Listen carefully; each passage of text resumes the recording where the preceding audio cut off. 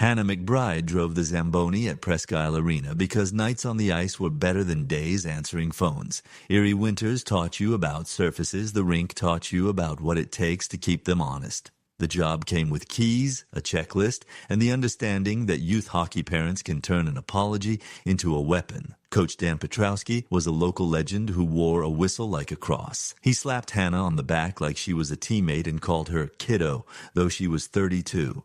"Keep the sheet fast," he said. "We've got scouts Saturday." Lewin, feedback.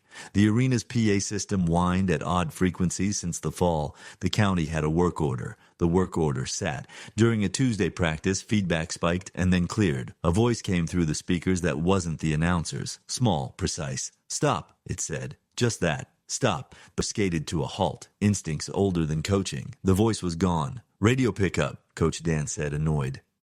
Some trucker. He blew his whistle twice, and the sound managed to be both command and denial. Third. Ordinary bad. At the snack bar, a mother complained that her son needed more ice time. Another cried in the hallway quietly, expertly. A dad posted a long comment in the parents' group about work ethic that was really about playing favorites. Hannah fixed a door, scraped gum, and logged incidents she knew would never be read. Ordinary bad builds pressure. After practice, the PA clicked. "Locker room B," the voice said. "Door." Hannah walked because someone had to. The door to B was propped with a water bottle. The room was empty. On the whiteboard, a list with 3 names under a header. Attitude. Someone had drawn a target next to one. She erased the target. The marker squeaked like a rat. She washed the board, the list. Ivy Saturday, scouts came. Boys skated like they had futures. The crowd leaned forward like the ice tilted to their will. The PA stuttered, then opened. "Stop," the voice said, then clearer. "Names." "What the hell?" the rink manager muttered, slapping buttons that did nothing. The voice read a name. A hush like shame moved the bleachers. The name was a girl's. She'd aged out of the program 2 years ago. People glanced, calculating whether to know her. The PA clicked. Another name. Another. Boys, girls, parents, a trainer. Coach Dan's face went distant, like a man deciding which version of himself to be. "Kill it," he told Hannah. She pulled the breaker for the PA. The voice kept going, as if the wires were not a courtesy but a path it had outgrown. V. The skate.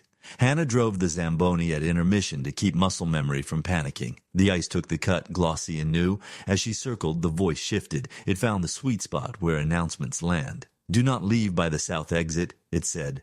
"He's waiting." The crowd laughed nervously, then didn't.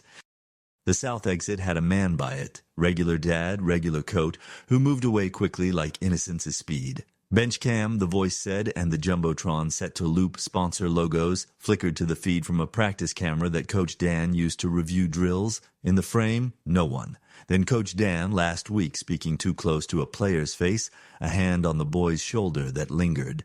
The audio was muddy, but the posture was not. Dixie. The choice. The rink manager looked at Hannah like the Zamboni had become strategy. "What do we do?" he asked, not really asking her, asking the idea of a person who fixes things. "Let it finish," she said, and then we count. She didn't know what that meant until the voice said a new list. "Locker B, trainer closet, south hallway, parking lot after 10. It spoke like a logbook. It spoke like a girl who had learned to talk in the tone adults call reliable. Coach Dan stepped onto the ice without skates. A sin the rink recognized and punished with embarrassment. "Turn it off," he shouted, and the microphones made his command sound like pleading. Parents stood, keys shook, small thunderstorms in pockets. The scouts sat very still, studying a different kind of potential. The meeting, they herded the crowd into the lobby. The voice followed. "This is not a ritual," it said. "This is a record." It read who sent emails, who received them, who replied late, who never did. It read the minutes of a meeting no one admitted happened where the board decided to handle in-house. It read the year a girl left and the next year when a boy did. It read what was said into the locker room air and what that air kept. Coach Dan tried to speak. The room refused his grammar. A mother stepped forward with a printout and said, "I wrote this in 2019 and never sent it. Here." She handed it to Hannah. A dad said, "I'm sorry, to no one specific and everyone." The rink manager cried without apology. Fate. After. The league suspended Coach Dan, pending review. The board resigned to focus on family. The arena got a new PA system and a community council with actual mothers on it.